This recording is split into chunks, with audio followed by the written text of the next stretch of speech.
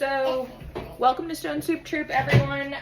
Super informal videos we're gonna put on YouTube each week of what we're cooking, and we are traveling this week, so we are using not my normal kitchen, and we're just gonna make it up as we go along.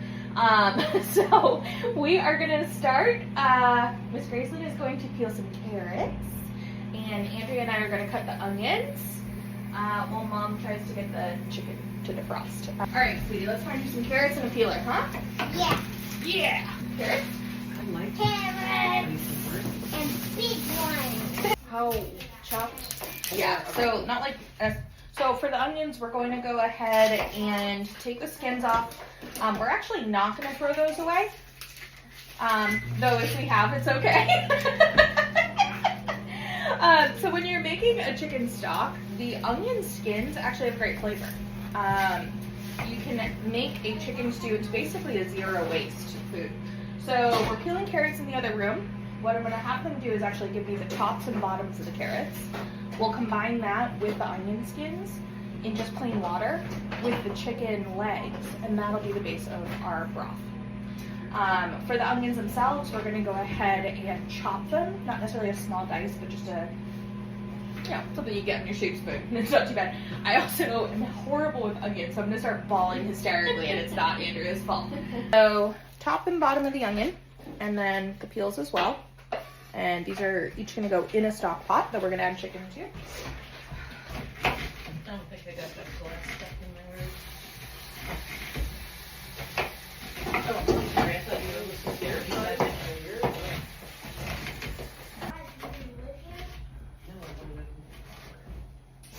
You should what? I literally can't see. I know, that ones are potent. Oh, and I think those were the sweet onions. I think we're on to the yellow ones next. Whew.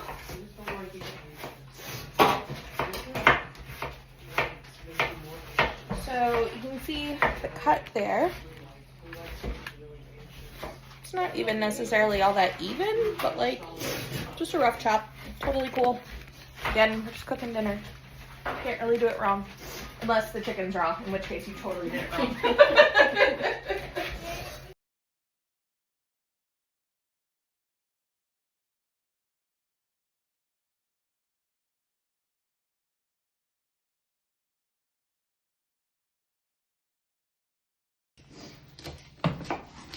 Okay, so we've got our chicken leg. So this is a whole chicken leg, drumstick, and thigh. And it was a 10-pound bag. And what we're doing is, like I said, we are working in a standard kitchen. We didn't have a stock pot big enough for all of it, so we split it between 3 stock pots. We are filling each pot with water, about 3/4 of the way so it won't boil over. And in each stock pot under the chicken are our onion peelings. And we're gonna go ahead and add the offcuts from the carrots and the celery to each pot as well. And just let these boil. The chicken is still frozen right now. Basically just got it to where we can separate it. And we're gonna go ahead and boil that down to make our stock. Okay, so Graceland and Becca have gone ahead and taken the peels off the carrots. And we have the tops and bottoms, and we're gonna throw those into our stock pots with the chicken. The celery, we have taken the end off, and that will be trashed.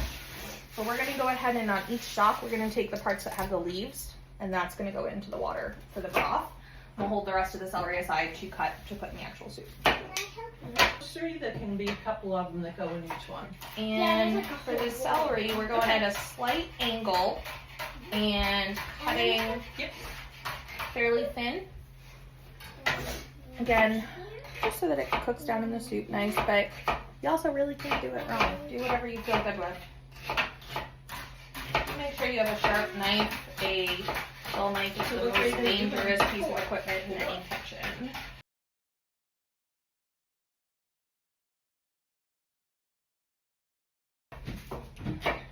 With the carrots, I like to get them about the same size as the celery, so on these bigger ones, I'm going to go ahead and split them down the middle. And then I'm going to do the same thing, cut it at an angle, kind of those thin slices. You could dice it, chop it, throw it in a food processor. All right, so we are cutting the carrots and the celery. And we're gonna go ahead and toss the celery ends, Graceland, and then you can go ahead and put the celery fronds in the water just like you did with the carrots. Okay? So just toss these outside. Put them in the trash. All right. So Graceland is my little assistant. She is gonna go ahead and add the bay leaf. So for the bay leaf, we wanna put at least one in each soup pot. We've got our carrot, our celery, our onion going in there with the chicken in the water.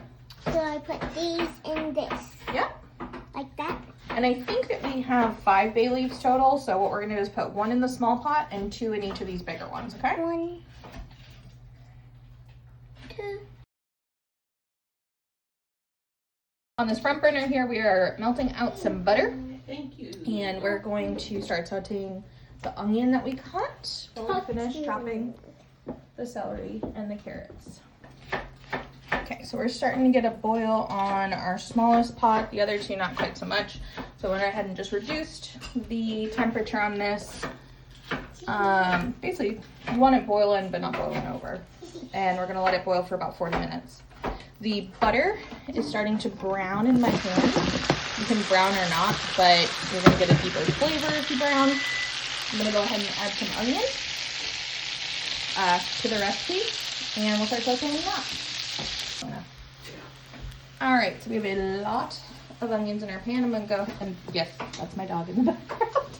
I'm gonna go ahead and add about a tablespoon of salt. Cooking the onions with the salt and a little bit of butter, we're gonna just kind of cook those down, let them caramelize a little bit. And then we will do our carrots and celery. And we're gonna do them separate because we don't have a big enough pan or enough stovetop space to do them together. Over here, we are getting set up to do our bread. Yeah. And for each recipe of bread, and we're gonna do 2, we're gonna use 3 cups of flour, and this little sifter here is how we're gonna sift the flour, and that's what gives it air so the bread will rise. I need 6 cups of flour, 6 cups. and this is 2 cups up to this line, so we'll have to fill it up 3 times. 3 times. Okay. And maybe what we can do is use this to scoop the flour out. Well, Oh. you know, let me just dump the flour, and then you can hold the sifter when we sift it through, okay? Okay. That's a lot of sugar. This is flour. Oh, flour. Yep. Now shake it around a little bit. You can even bang it like a little bit on, there you go. So Graceland, you've done what so far? You've sifted the flour, Yeah. and what else did you add? We added baking powder, salt, and sugar. Okay, and what are we gonna add next? The beer. The beer. It's stinky. Which is stinky, that's correct. And we are pouring this in, not over mixing. We want to make sure that we don't flatten out the carbonation in the beer. That's what's going to make your bread rise. It does not matter what kind of beer you use, and it does not need to be cold. They did the dry ingredients for both loaves of bread in one bowl. Totally fine if you have a big enough bowl. You could also use 2 bowls and do the double batch of beer bread. We're going to use one of these aluminum pans to do our bread. As you can see, it is not over mixed. You've still got some dry spots in there. We're going to go ahead and add half of the butter. And we're going to mix all that together before we form our balls. And we will put the remaining butter on top of the loaves. I'm gonna add just a little bit more. So when I put my hands in there to form the loaves, they were a little bit sticky. And we don't want sticky. Bread's always gonna be a little sticky, but it needs to be enough that you can get it out in like one ball rather than just like one big lump. So I'm just adding a little bit more flour over the top, mixing that in. See how now it's creating like more of a ball rather than a sticky flat mess. All right, so we've got a little bit better consistency here. We're gonna go ahead and split this. And when I'm splitting down the middle, I'm still getting some wet, so I'm gonna let Mom, who is filming, add a little bit more flour in the center there. Okay. All right, and they did follow the recipe exactly in terms of measuring the flour. You just add a little bit extra at the end. Depending on what beer you used, you might end up with a little bit of stickiness. Okay, so you can see we've got a ball. Still sticky on the bottom, so Mom, go ahead and hit me with a little flour there, please. Thank you. And ta-da! That is your bread monster. And actually, you know what? You guys made such a good bread. I'm worried that we're gonna not expand enough if we use 2 in 1. So go ahead and grab me another pan and we're gonna spray that down. So the more butter that you put on the top of the bread. And at this point, I apparently accidentally put the video on slow-mo. So we ended up with this like slow-mo sexy butter pour. So I'm gonna dub over here. The more butter that you put on the top of the bread, the crispier of a top you're gonna get. That's why we prefer to put half the butter it calls for into the bread itself and then half on top. If you want a really crispy bread, feel free and put all of the butter on top. And I'm going to cut there and show you what I do next rather than watching the full slow-mo butter pour. Still in slow-mo, we then added our spices on top of our bread. This is totally optional, and you could add any spices that you want. We ended up doing a light dusting of rosemary, and then I cracked some fresh pepper over the top. Again, just something light so the crust had a little extra flavor. I started peeling the potatoes. We're going to go ahead and finish peeling those, and we are putting them in a bowl of water so they don't start oxidizing while we're peeling. But this is why we do the troops in groups of 5, because you can be working on multiple things. So we have our chicken over here that is boiling. So I'm going to go ahead and just move it around, try to get some evenness on the cook there. Again, all that's in here so far is the cuttings from the onions, the fronds, the feathery parts from the celery, and the tops and bottoms of the carrots, water, and some bay leaf.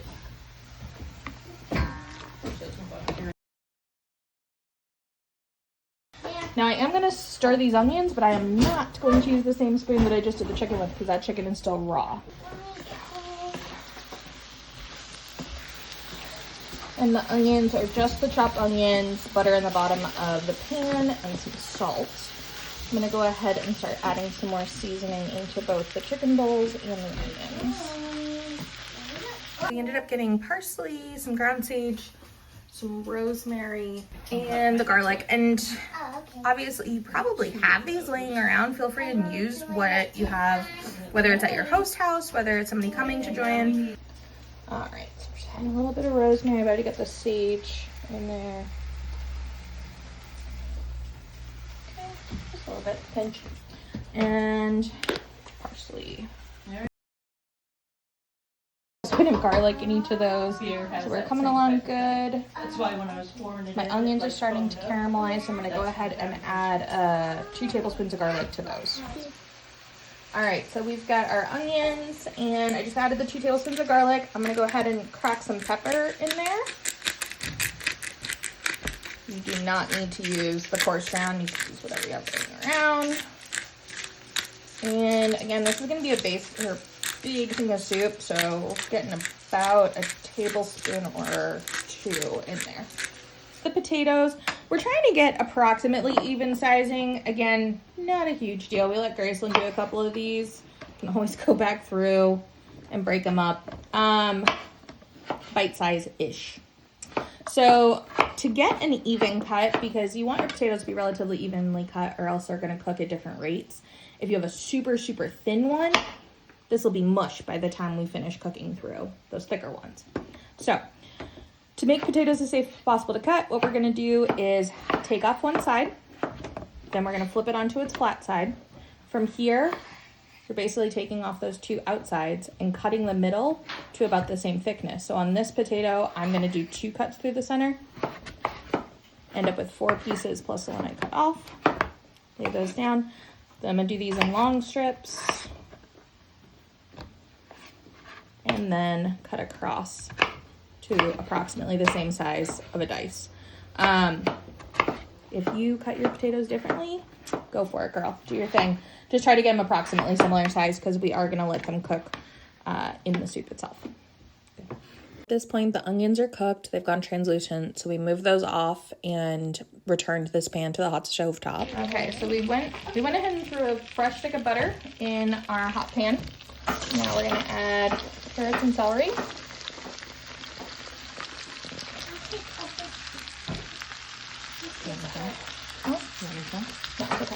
And again, it's home cooking, so you're working with what you're working with. If all of the vegetable doesn't fit in the pan, it's not a big deal. It's still gonna cook in the soup. We're just getting a little extra flavor by cooking in the butter while the chicken is cooking down. All right, Grayson has been moving around our carrots and celery to make sure they don't start sticking or burning. These are still pretty raw. What we're gonna do, since the pan is crowded, is go ahead and kind of steam them a little. Steam 'em. Steam them. So we've got a quart of chicken broth. Whee! A little pop dazzle. And, oops. Got a little on the floor. So didn't take quite the whole quart in this particular pan. That's fine. Just kind of fill it up. That way, as that boils, that liquid, then we'll start cooking down our carrots and celery a little faster. Okay. Cool. The chicken is still going. You need to let this chicken boil for at least 45 minutes. Right? This one's been boiling for a hot minute, our smallest pan. But if we stick a spatula in there right now, it is still raw. Okay, so we have our broth going. Our carrots and celery are softening in that. I went ahead and added some pepper and salt. I'm adding some parsley. And again, just a tiny bit of rosemary. I mean, there's probably like 8 little pieces of rosemary in there. I'm gonna stir that up. My chicken is boiling away. Again, we've still got about another 25 minutes left on this chicken. Because we have 5 people in our troop today, we have all of our prep done. We are going to have a little chill moment. We've got the timer going on the bread. This is your screen to hide your paper. Starting to look great. Huge, as you can see. And our onions are already cooked and ready and set aside.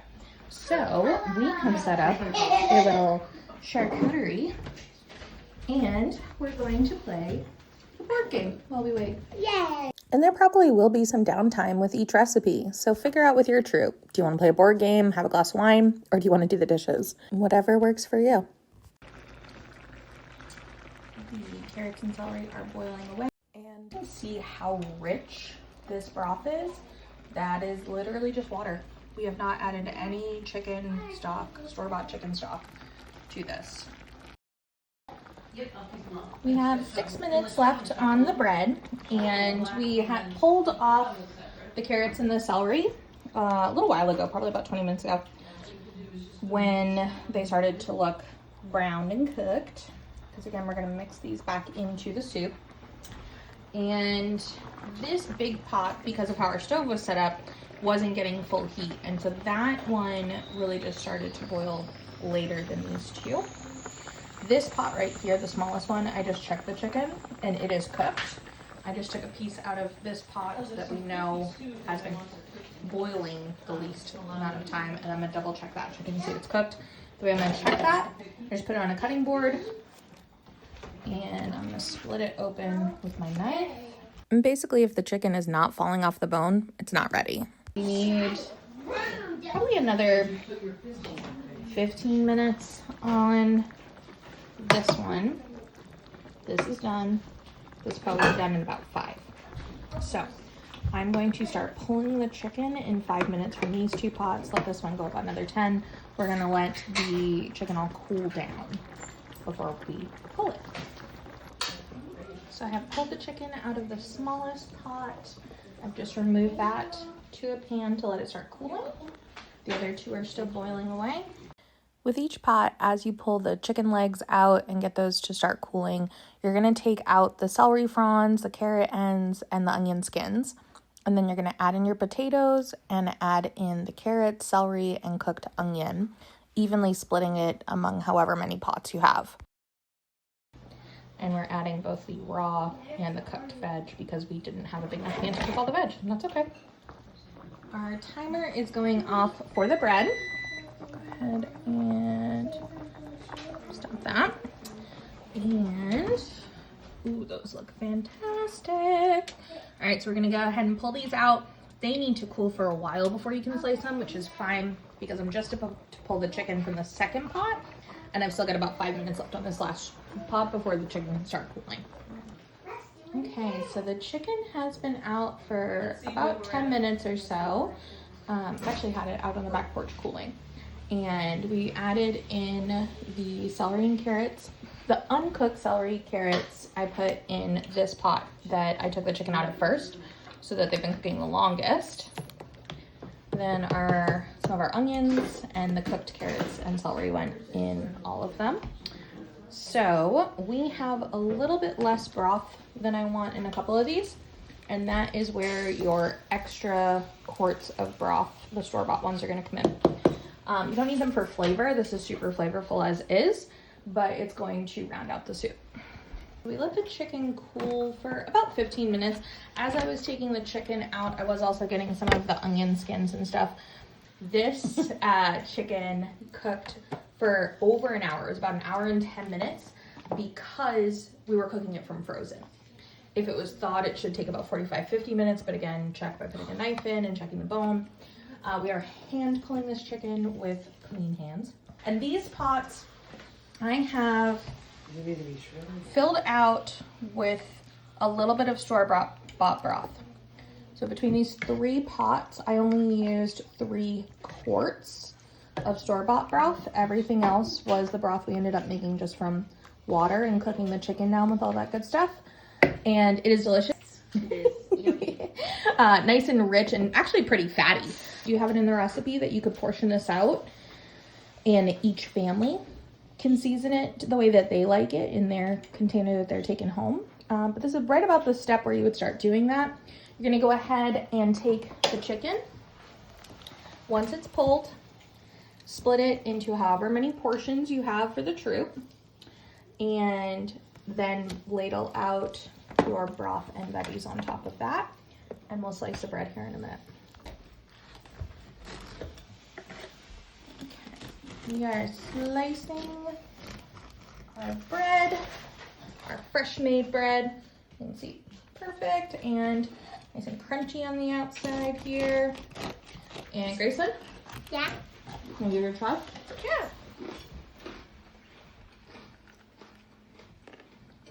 Very crunchy. Wouldn't that be good in some soup? Yeah. Yeah.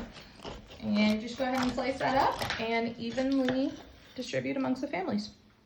We did a little taste test and everyone was raving. This recipe took us about 2.5 hours to get done, and it cost us right about $2 per person for about 25 servings.